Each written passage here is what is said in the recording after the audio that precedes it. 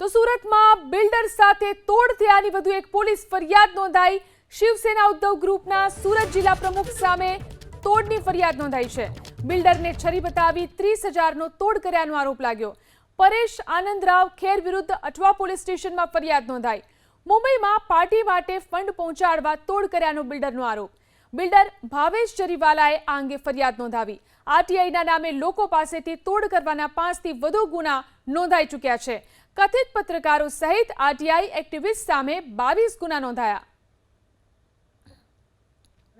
સંગાડિયાવાડ ગોપીપુરા અઠવા રાધેકૃષ્ણ એપાર્ટમેન્ટનું બાંધકામ કરતા હતા તો ત્યાં આનંદરાવ ખેર કરીને જે સલાબતપુરાનો છે જે જઈ અને એવું કહે છે કે ભાઈ તમે તેજીમાં લાગો છો, તમે જે બાંધકામ કરો છો એ ગેરકાયદેસર છે અને અમે તેને પડાવી દઈશું અને હું પોતે શિવસેનાનો પ્રમુખ છું, ઉદ્ધવની જે શિવસેના છે એનો, અને મારે માતોશ્રી સુધી પૈસા મોકલાવાના હોય છે એટલે તમારે મને પૈસા તો આપવા જ પડશે એમ કરી અને જે ભાવે છે પૈસા આપવાની ના પાડતા તેના કમરે છરી રાખી અને એને ડરાવીને 30,000 રૂપિયા પડાવી લેતા। ત્યારબાદ અવારનવાર પૈસાની માગણી કરતા હતા અને ફોનથી પણ માગણી કરતા હોવાથી આ વ્યક્તિએ ફરિયાદ આપેલ છે। આમ ટોટલ અત્યાર સુધી 22 ફરિયાદ દાખલ થઈ છે અને લોકોને અપીલ છે કે વધુમાં વધુ ફરિયાદીઓ જેની સાથે બનાવ બનેલો હોય તેઓ અમારી પાસે આવે તો અમે એની ફરિયાદ લઈ લઈશું અને કાયદેસરની કાર્યવાહી કરશું।